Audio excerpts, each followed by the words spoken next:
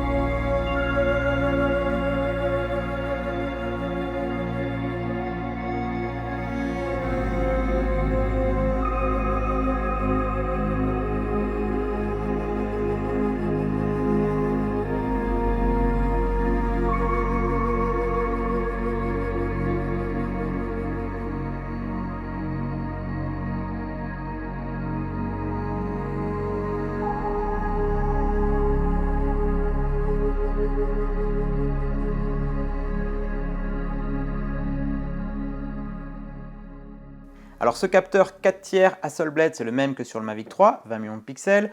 On peut filmer en vidéo jusqu'en 5,1K à 50 images par seconde, en 4K jusqu'à 120 images par seconde et en Full HD jusqu'à 200 images par seconde. On a également le format C4 qui est un format un tout petit peu plus large que la 4K standard. Au niveau des profils de couleurs, on va voir le mode normal, on va voir le mode D-Log 10 bits et on aura également le HLG. On a un débit vidéo qui est à 200 mégabits seconde. Donc si on le compare par exemple à un Mavic 2 Pro, là c'est le double en termes de débit et ça se ressent beaucoup en termes de qualité d'image. Et c'est vrai que ça fait quand même une différence assez notoire. On a également la focale qui est un petit peu différente. Sur le Mavic 2 Pro, je trouvais qu'on avait une focale un peu trop serrée. Là on a un champ de vision un peu plus élevé avec ce capteur-là. Donc si je le compare au Mavic 2 Pro, puisqu'on va être à peu près dans les mêmes prix lors du lancement du Mavic 2 Pro, eh bien c'est quand même une étape supplémentaire. Le capteur 4/3, donc plus lumineux, une dynamique beaucoup plus large, des fonctionnalités, des résolutions en vidéo beaucoup plus étendues, des fréquences d'image beaucoup plus élevées. Donc globalement, si vous avez déjà un Mavic 2 Pro, l'upgrade vers un Mavic 3 classique, eh bien, vous sentirez déjà la différence en termes de qualité vidéo, que ce soit en photo ou en vidéo. La différence avec un Mavic 3 standard, c'est que sur le Mavic 3 classique, on n'aura pas ce zoom hybride qu'on trouve sur le Mavic 3 qui peut zoomer jusqu'à 28 fois. Là, sur le Mavic 3 classique, on a un zoom numérique, on peut zoomer jusqu'à 3 fois. Même si la qualité est un petit peu dégradée parce que c'est un zoom numérique, ça permet quand même de voir une zone un petit peu plus précisément, par exemple avant une prise de vue. Si je le compare au Mavic 2 Pro en termes d'autonomie, on va être à quasiment 10 minutes de plus de vol. Alors en vol effectif, on est plutôt aux alentours de 35 minutes. Si DJI annonce 40-46 minutes de vol stationnaire, voilà, il faut compter un petit peu moins, mais c'est vrai que c'est un drone qui est vraiment très confortable. Là, en termes d'autonomie, de temps de vol, c'est vraiment quelque chose dont on ne se pose pas la question. On a largement de quoi faire. En termes de stockage interne, on est comme sur le Mavic 3 standard, donc à 8 Go de stockage interne, en plus de l'espace, donc l'emplacement pour la carte SD. Donc on n'est pas sur un disque dur SSD 1 Tera comme sur le Mavic 3 Ciné. Le Mavic 3 Ciné, c'est encore une fois une gamme bien à part. Là, on a vraiment les mêmes caractéristiques qu'un Mavic 3 standard. Petite différence par rapport au Mavic 3 standard ou au Mavic 3 Ciné, c'est la protection de la caméra, ou la muselière comme certains l'appellent. Elle a évolué un petit peu, c'est-à-dire qu'elle a été séparée, ajourée derrière. Ça permet d'accéder plus facilement à la prise de recharge ou à la carte SD ou même à l'état de la batterie lorsque on a la protection donc, sur le drone. Donc ça protège aussi bien la caméra, mais c'est plus pratique aussi à l'usage.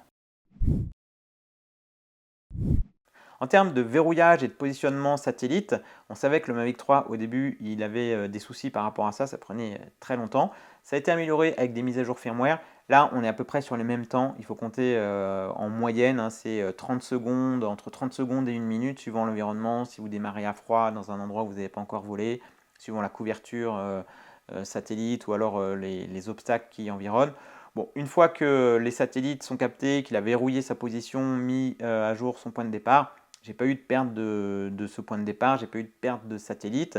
Je n'ai pas non plus eu de perte de connexion avec la radiocommande. On parle de la DJI RC qui n'a pas d'antenne comparée par exemple à une RC Pro ou même la RC-N1. Moi, en tout cas, en vol en vue, j'ai pas eu de problème en termes de transmission ou en termes de couverture satellite. Il est annoncé à 15 km FCC, c'est 8 km CE. Donc c'est OcuSync 3+. Sur le Mavic 2 Pro, on était sur une portée annoncée à 6 km CE, c'était OcuSync 2.0. Donc là encore, amélioration au niveau de la portée, au niveau de la transmission. Si vous aviez déjà un Mavic 2 Pro, vous aurez une meilleure transmission avec le Mavic 3 classique. Alors le gros avantage de ce Mavic 3 classique, c'est son tarif, puisqu'il va se positionner à peu près au même prix de vente que l'était le Mavic 2 Pro, donc moins cher qu'un Mavic 3. Au niveau de la radiocommande, il est compatible avec la DJI RC-N1, donc la radiocommande standard. Il est compatible avec la DJI RC et il est également compatible avec la RC Pro. Mais le gros avantage, c'est de pouvoir l'acheter seul. Si vous possédez déjà une DJI RC parce que vous avez un Mini 3 Pro ou vous l'avez acheté séparément pour votre R2S par exemple, et bien du coup, vous allez pouvoir l'utiliser avec le Mavic 3 classique et vous allez pouvoir éventuellement acheter le Mavic 3 classique seul sans forcément partir sur un pack avec une radiocommande. Donc ça permet d'évoluer si vous avez déjà un drone de classe entre guillemets inférieure, si vous souhaitez le changer, et bien du coup ça permettra d'avoir un coût assez réduit au niveau de l'achat. En photo, on peut prendre du JPEG ou du RAW. On a bien sûr les différentes prises de vue standard, bracketing, intervalle ou rafale. On va avoir une taille d'image maximale en photo de 5280 par 3956. On va avoir le mode vidéo dans lequel on va avoir un mode spécial nuit. Dans ce mode nuit, on a une sensibilité qui est plus élevée que le mode normal. On a une plage des ISO qui débute à 800 et on va avoir une diminution du bruit automatique, donc pour des prises de vue dédiées à la prise de vue de nuit. Mais attention, dans ce mode nuit, on pourra filmer qu'en 4K à 30 images par seconde. On a également un mode ralenti. Ensuite, on va retrouver bien sûr les modes time-lapse, les modes master shot, les modes quick shot et le mode panorama.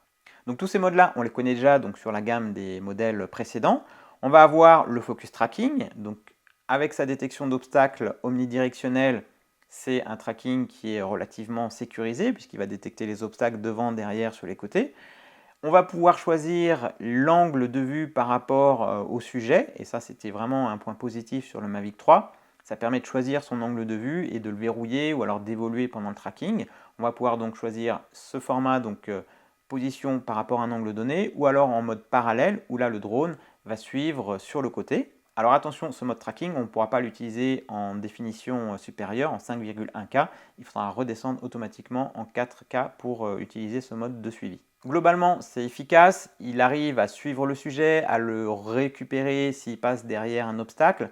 C'est plutôt pas mal, mais comme je le disais sur le Mavic 3 standard, je trouve qu'il est quand même assez brutal et il y a pas mal de petits à-coups sur ce suivi.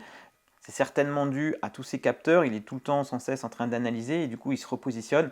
C'est pas très fluide, donc le suivi est efficace, mais esthétiquement le rendu vidéo je trouve est tout le temps un petit peu saccadé et des mouvements un petit peu brusques. J'aurais aimé quelque chose d'un peu plus fluide. Donc je dirais que c'est pas forcément, c'est efficace, hein, mais c'est pas le drone forcément le plus fluide en termes de suivi. On va retrouver également un système intelligent de détection d'obstacles. On va avoir deux modes de contournement des obstacles. Soit le plus sécurite, où là il va prendre de la marge, il va anticiper, il va faire des grands écarts pour éviter les obstacles. Ou soit un mode beaucoup plus fluide, beaucoup plus agréable visuellement dans le déplacement, mais qui est peut-être un petit peu plus risqué par rapport aux obstacles. Le mode fluide, si on reste un petit peu vigilant, je trouve qu'il est très efficace, même dans des endroits, des petits sentiers un petit peu étroits où il y a pas mal d'obstacles. Le déplacement, je trouve, est assez fluide et ça passe plutôt pas mal. Et j'ai pas eu de frayeur, on va dire, par rapport à la détection des obstacles. Alors même si cette détection d'obstacles est très efficace, je m'en méfie quand même un petit peu, notamment près des arbres et sur des petites branches. C'est pas infaillible à 100%. Donc ça fonctionne. mais il faut quand même rester vigilant. On va trouver également le mode RTH intelligent, donc on va pouvoir choisir le paramétrage. Soit on le paramètre par défaut avec l'altitude, la hauteur donnée qu'on a précisée avant le décollage, et du coup là il va se mettre à cette hauteur, il va revenir directement au point de RTH.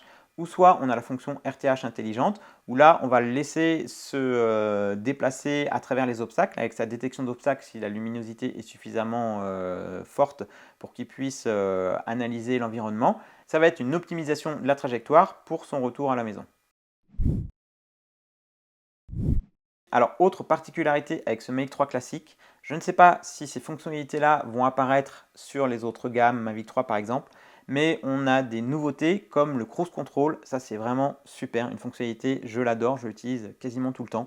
Donc, ça permet de verrouiller une trajectoire, un déplacement du drone, que ce soit horizontalement, verticalement, en avant ou en arrière. On va initier un mouvement donc, avec les manches et ensuite on va paramétrer donc, la touche C2 par exemple et on va verrouiller ce déplacement. Ça va permettre de faire des points d'intérêt, de faire des déplacements, de faire des... Avant on appelait ça le tap fly, d'aller à un endroit ou à un autre. Sur une ligne droite, ça va permettre de faire des plans beaucoup plus rectilignes, beaucoup plus fluides que si on devait les faire et quand on doit les maintenir longtemps sur une grande ligne droite ou sur un mouvement de rotation, si on doit combiner ça en plus avec la molette de la caméra, c'est pas toujours facile à être bien régulier. Ça permet, une fois qu'on a initié le déplacement du drone, de se concentrer uniquement sur le cadrage au niveau de la caméra, au niveau de l'inclinaison de la caméra par exemple.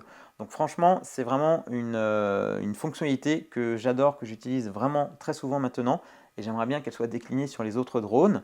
On a également un autre réglage qui est apparu avec donc ce Mavic 3 classique sur l'application DJI Fly, c'est qu'on peut vraiment maintenant affiner les réglages au niveau de l'exponentielle, au niveau de la sensibilité, au niveau des manches. On a des réglages très fins, que ce soit sur les déplacements latéraux, verticaux, en fonction des différents modes, si vous êtes en mode sport, en mode normal, en mode ciné. Donc là, on a vraiment une personnalisation au niveau du pilotage qui est très agréable. On connaissait déjà ces réglages-là sur l'application DJI Go 4, anciennement donc utilisée avec le Mavic 2 Pro. Donc là, ça fait son apparition sur le Mavic 3 classique et franchement, ça permet de piloter vraiment comme vous le souhaitez, de régler votre drone en fonction de ce que vous souhaitez, en fonction des différents modes, et donc de vous aider vraiment, encore une fois, donc dans les prises de vue, et ça, c'est vraiment efficace. Alors, dans les packs, on peut acheter le drone seul, on peut l'acheter en pack avec la DJI RC, on peut également acheter le pack Flymore, où là, on va retrouver un hub de chargement, des batteries supplémentaires, et un sac de transport. Alors là franchement, si vous achetez ça pour le sac, je le déconseille. J'ai vraiment pas trouvé ce sac pratique à l'usage. Il est lourd, on a plein de sangles et de boucles en métal qui pèsent lourd, qui font du bruit, qui peuvent abîmer éventuellement d'autres choses. On peut le porter en mode valise ou en mode sac à dos. Donc c'est assez intelligent. Au niveau de la conception, c'est plutôt pas mal fait. Mais je trouve que c'est une perte de poids, d'encombrement. Pour moi, c'est pas pratique. Franchement, le pack Flymore, cette sacoche-là, je ne vais pas l'utiliser. Je l'ai testé, hein, pourtant, j'ai essayé, mais pour moi, ça fait pas, c'est pas pratique en tout cas, c'est pas ergonomique. Donc, je préfère largement le mettre dans mon sac photo, par exemple. Mais voilà. Bon. Après, vous avez les deux batteries, vous avez le hub de chargement, c'est quand même très pratique. On a des accessoires aussi comme l'allume-cigare qui sont aussi pratiques lorsque vous êtes en mode un petit peu nomade. Ce qu'il faut savoir, c'est que comme le Mavic 3, c'est que si vous n'achetez pas de hub de chargement, toutes les batteries, vous allez devoir les charger dans le drone, puisqu'on ne peut pas brancher la batterie directement sur un chargeur. Il faudra donc avoir soit le hub ou soit mettre la batterie dans le drone pour la recharger. Donc ça, c'est pas très pratique et donc ça peut peut-être valoir le coup d'acheter le pack Flymore rien que pour ça. Mais encore une fois, le prix de la sacoche et l'utilisation de la sacoche, pour moi, ce n'est pas quelque chose que je vais utiliser en tout cas. Et autre point assez intéressant avec ce nouveau Mavic 3 classique, c'est que sur le bras avant gauche, on a un petit blason de classification CE drone. Donc il est classifié donc C1 puisqu'il fait moins de 900 grammes. Et ça, c'est un gros avantage en termes d'évolution puisque avec celui-ci, vous n'avez pas de distance réglementaire à respecter par rapport aux habitations, par exemple, contrairement à un Mavic 2 Pro. Donc celui-ci, vous pouvez voler à proximité des personnes. Attention, vous ne pouvez pas survoler de personnes, mais vous pouvez voler à proximité des personnes. On va donc être en règle avec la réglementation européenne et on va pouvoir évoluer avec ce drone-là. dans les années futures sans avoir à se poser la question si mon drone va évoluer ou non et si je vais être limité parce qu'il n'est pas de classe CE drone. Donc ça, c'est aussi un bon point pour le Mavic 3 classique. Donc ce drone-là, il fait un peu moins de 900 grammes, c'est pour ça qu'il a cette classification C1, puisqu'on a donc le poids du drone, la vitesse de déplacement qui entre en compte, les décibels au niveau du bruit, des nuisances sonores, et on a également la fonction tracking qui va se désactiver au-delà de 50 mètres. On ne pourra pas faire donc de mode de suivi au-delà de 50 mètres du sujet, puisqu'on a également avec cette classification CE drone, le signalement électronique à distance qui est intégré au drone. Petite particularité, c'est que je n'ai pas encore la réponse de DJI, c'est que je ne sais pas s'il émet le signalement électronique à distance pour la réglementation française et pour la réglementation européenne. La seule chose que j'ai trouvée dans l'application, c'est le champ destiné à mettre votre numéro d'exploitant UAS, donc qui va servir justement à l'identification à distance. Mais je ne sais pas s'il émet pour la réglementation française, donc des drones de plus de 800 grammes, ou parallèlement avec le signalement électronique européen. Donc là, j'attends des réponses par rapport à DJI et je ferai bien sûr une vidéo dédiée sur ce sujet. Autre avantage avec ce drone, c'est que pour une utilisation professionnelle, vous allez pouvoir l'utiliser dans des scénarios, les futurs scénarios européens, les ST01, etc., puisqu'il a la classification CE drone. Donc ça, c'est aussi un grand confort d'usage comparé à un Mavic 2 Pro où là, à partir d'un certain moment, si vous basculez sur des scénarios européens, eh bien, vous ne pourrez plus utiliser votre Mavic 2 Pro. J'ai remarqué également que sur ce Mavic 3 classique, on a des informations beaucoup plus complètes au niveau des zones aériennes, notamment sur les plages d'ouverture ou des plages d'activation de ces zones-là. Alors, je n'ai pas testé dans des zones avec des horaires bien déterminés, mais j'ai l'impression que les informations sont beaucoup plus complètes sur ce Mavic 3 classique. Alors maintenant, ce drone-là, dans la gamme, où est-ce qu'il se positionne? On va dire qu'il y a le Mavic 3 Ciné qui est au-dessus, qui est une gamme à part à mon avis, qui est vraiment destinée aux vidéastes professionnels ou amateurs très avertis, avec son format ProRes et son disque dur 1 Tera SSD. Mais le budget, c'est quand même quelque chose de différent. Maintenant, si vous hésitez entre un Mavic 3 standard ou un Mavic 3 classique, donc la différence, encore une fois, ça va être le capteur, hein, le zoom supérieur. Pour une utilisation professionnelle, ça peut être sympa si vous faites de l'inspection, le Mavic 3 standard, de pouvoir zoomer quand même, c'est très appréciable. Maintenant, pour un photographe ou un vidéaste, le Mavic 3 classique fera très bien l'affaire. Je dirais que le zoom supplémentaire sur le Mavic 3, c'est un confort, c'est du luxe pour la prise de vue. Ça permet de faire des plans peut-être parfois un petit peu plus originaux ou alors de bien repérer la prise de vue. C'est du confort, mais ce n'est pas forcément indispensable. Le Mavic 3 classique offrira une très bonne qualité d'image sans ce zoom-là. Donc, je pense que ça peut être une très bonne alternative si vous voulez un drone de très bonne qualité, efficace en vol, une très bonne autonomie, une qualité d'image franchement impeccable. Actuellement, en drone pliable, pour moi, c'est la meilleure qualité d'image que j'ai pu tester. Donc, c'est vraiment très appréciable pour un tarif qui reste acceptable. Sur le Mavic 3, on est sur des tarifs un peu plus élevés et le Mavic 3 Ciné, là, c'est carrément quelque chose de bien plus élevé. Donc, je pense que le positionnement tarifaire, même si ça reste une somme, on est d'accord, en termes de compromis, comportement en vol, qualité d'image, ça reste quand même un produit qui, à mon avis, est très pertinent. En revanche, ce qui peut être très intéressant, c'est pour les possesseurs de Mini 3 Pro ou de R2S. Si un jour vous souhaitez évoluer vers un capteur plus grand, une meilleure plage dynamique, une détection d'obstacles omnidirectionnelle, et si vous avez déjà une DJI RC ou une RC Pro, eh bien vous pouvez acheter le Mavic 3 classique en pack seul. Et là, du coup, l'investissement est relativement limité, je trouve. Ça va vous permettre de progresser, d'évoluer avec un drone avec des capacités supérieures, tout en ayant déjà justement l'arrêt de commande avec vous. Donc peut-être c'est un investissement à moindre coût. Pour les possesseurs de Mavic 2 Pro, je pense que l'upgrade il est vraiment pertinent, c'est-à-dire que on va gagner en confort d'utilisation avec la DJI RC ou la RC Pro, on va gagner en autonomie, on va gagner bien sûr en qualité d'image, on va avoir cette classification C1 aussi, donc c'est vraiment des arguments qui pour moi sur une utilisation que ce soit même loisir ou professionnelle, ça se justifie.